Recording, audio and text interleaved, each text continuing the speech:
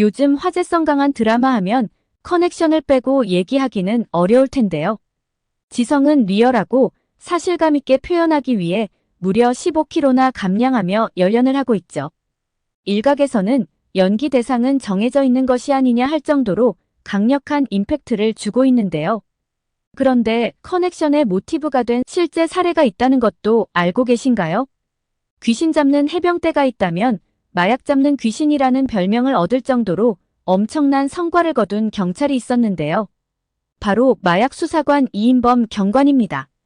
결론부터 말씀드리면 마약 사범을 잡던 경찰이 실제로 약에 중독되어 자신의 삶뿐 아니라 가족의 삶까지 완전히 망가진 사례입니다. 그는 1989년 부산의 무도경찰로 제복을 입게 되는데요.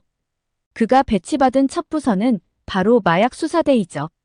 그가 12년 동안 검거한 약사범은 무려 2,000명이나 되는데요. 그런 그가 어떻게 이렇게 비극적인 결말을 맞게 된 걸까요? 바로 한 첩보에서 시작됩니다.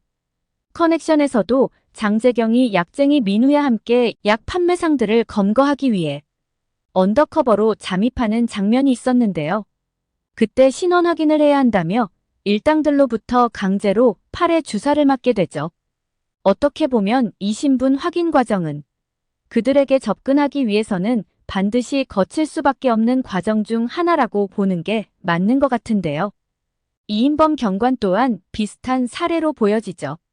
판매상을 검거하는 과정에서 그들로부터 신분 확인을 강요받게 되는데요.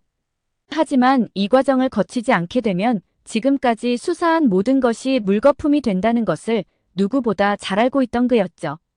그래서 잠깐 고민에 빠진 그는 딱 한 번인데 괜찮겠지라는 생각에 약을 먹게 됩니다. 그러나 이것이 그의 인생을 180도 바꿔놓을 줄은 그 누구도 예상하지 못했던 일이었죠. 이후 그는 이 수사로 무려 2,000명가량의 약사범들을 검거하게 되며 이 성과를 인정받아 경찰청장상과 검찰총장상을 포함해 무려 50여 차례의 표창까지 받게 됩니다. 하지만 이후 그의 인생은 꼬일 대로 꼬여버리는데요. 한 번의 약이 2번, 3번으로 이어지며 그 중독을 이겨낼 수 없었던 것입니다. 이후 그는 경찰에서도 파면을 당하게 되고 7번에 걸친 구속까지 당하게 되죠. 이 충격으로 아버지는 쇼크사로 돌아가시고 그의 아내는 결국 이혼을 요구하게 되는데요. 이후 어머니를 포함한 남동생과도 결국은 완전히 연락을 끊게 되었죠. 다행스럽게도 현재 그는 이 고통스러운 과정을 잘 이겨내고 새로운 가정도 꾸리고 대리운전을 하며 성실하게 살아가고 있다고 합니다. 그런데 여기서 안타까웠던 부분은 약사범을 검거하는 과정에서 벌어진 일임에도 이에 대해 책임져주는 이가 아무도 없었다는 사실이었습니다. 커넥션에서 장재경은 마약팀 에이스 형사이죠. 그 또한 안현 씨와 공조 수사를 통해 대대적인 약 소탕 작전을 펼치는데요. 그 결과 최대 마약 조직을 소탕하며 경감으로 특진까지 하게 되죠. 그런 그가 특진을 축하하는 회식 자리 후 누군가에게 강제로 납치당하게 되는데요. 그 과정에서 3일 동안 감금당한 채 강제로 약에 중독되게 되죠. 하지만 이후 약의 증상은 수시로 찾아오게 되는데요. 처음에는 한 알만 먹어도 괜찮았던 것이 점차 2알을 먹어야 할 정도로 점점 중독에 빠지게 되죠. 앞에서 말한 이인범 경관이랑 비슷한 현상과 과정을 겪고 있는 건데요. 과연 최종 결말에 장재경이라는 인물을 어떻게 묘사하게 될지 이 또한 무척 궁금해지는 부분입니다. 개인전 바램은 재경은 강한 캐릭터이기 때문에 약의 유혹을 잘 이겨내고 윤진과 허주승과 함께 동아리 멤버들이 다시 행복했던 시간으로 돌아갔으면 하는 바람입니다. 9화 예고편에서는 박태진이 점점 초조해하는 모습을 볼 수 있는데요. 준서의 코인지갑 비번을 알아내기 위해 여러 가지 조합으로 시도를 하죠. 하지만 기회는 10번이고 이제 기회는 딱 2번뿐인 상황인데요. 2번의 기회로 준서의 100억 통장을 태진이 가로챌 수도 아니면 누구도 가질 수 없게 영원히 사라질 수도 있는 상황인 것이죠. 실제 2021년 코스타리카 해변에서 파도에 휩쓸려 사망한 한 남자가 있었는데요. 그런데 알고 보니 그는 비트코인을 무려 1조 원가량 보유하고 있었던 것으로 확인되었죠. 그러나 정말 안타까운 건 아무에게도 코인의 비밀번호를 공유하고 있지 않았던 것으로 확인되었다는 것인데요. 결과는 어떻게 되었을까요? 그의 죽음과 함께 코인도 영원히 묻혀버렸습니다. 이것이 태진을 더 불안하게 만드는 것이죠. 예고편에서 태진과 준서의 부인 지연이 바에서 함께하는 장면이 나오는데요. 더 이상 지연을 마냥 기다리며 시간을 지체할 수 없는 태진이일 텐데요. 비밀번호를 알아내기 위해 그에게 어떤 방법을 사용할지 궁금해지는 부분이죠. 설마 그에게 강제로 약을 주입시켜서 그걸 미끼로 비밀번호를 알아내려 하는 것은 아니겠죠. 그러나 그것 또한 완전히 무시할 수는 없는 상황인데요. 태진은 자신의 목적을 위해서라면 수단과 방법을 가리지 않은 아주 냉혈한 인물이죠. 또한 자신의 검사라는 직업을 이용해 앞길에 방해가 되는 사람은 그 누구라도 불사하고 다 처리해버릴 수 있는 사람이라는 것이죠.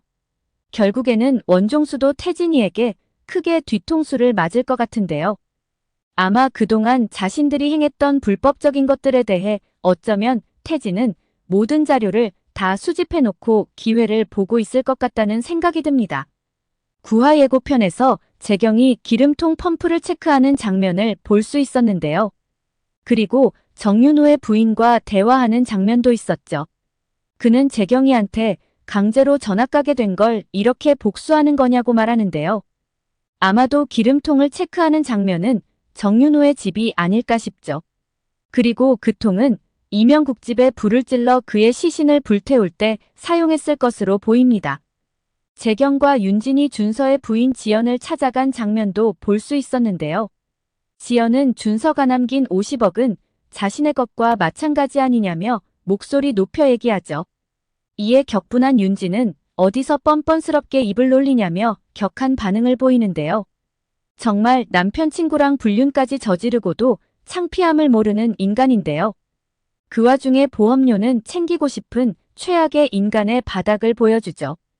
물론 자신의 불륜 사실을 이들이 알고 있으리라고는 상상도 하지 못할 텐데요. 아마도 재경은 지연한테 준서의 죽음에 관련한 모든 걸 오픈하지 않을까 싶습니다. 준서는 타살이고 범인으로는 종수의 친구들을 의심하고 있다. 그가 남긴 코인 지갑이 있다. 그 안에는 100억이라는 거액이 들어있고 그 돈은 레몬뽕을 판매한 대금이다. 그런데 이 돈을 태진이 가로채기 위해 지연한테 준서의 비밀번호를 요구하고 있는 것이다. 만일 비밀번호를 태진이 알고 나면 절대 지연을 그냥 두지 않을 거다.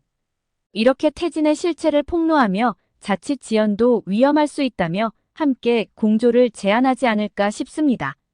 태진의 실체를 알게 된 지연은 경악할 것 같은데요. 그리고 실제 태진이 비번을 알아내기 위해 자신의 목을 조른 적이 있기 때문에 가벼이 넘길 수는 없는 사안이라는 생각이 들 텐데요. 결국에는 재경 멤버들과 공조를 하게 되지 않을까 싶습니다. 그런데 중요한 건 지연은 비밀번호를 모를 것 같다는 생각이 드는데요. 만일 비밀번호를 정말 알고 있었다면 돈이 액수도 알았을 테고 그 돈을 그냥 둘 리가 없었겠죠. 태진이 비밀번호를 누를 때 보면 네 자리로 보이는데요. 준서는 자신이 죽은 후 재경이 모든 수사를 할 것이라는 걸 다 예측하고 있었던 것으로 보이는데요. 그렇다면 비밀번호도 재경이 풀기 쉬운 번호로 했을 것이라는 추측이 가능한 부분이죠. 어쩌면 비밀번호는 준서와 자신만이 알고 있던 1882이지 않을까 하는 생각이 드는 것도 무리는 아니라는 생각이 듭니다. 오늘 영상은 여기까지입니다. 구독, 좋아요는 언제나 제게 큰 힘이 됩니다.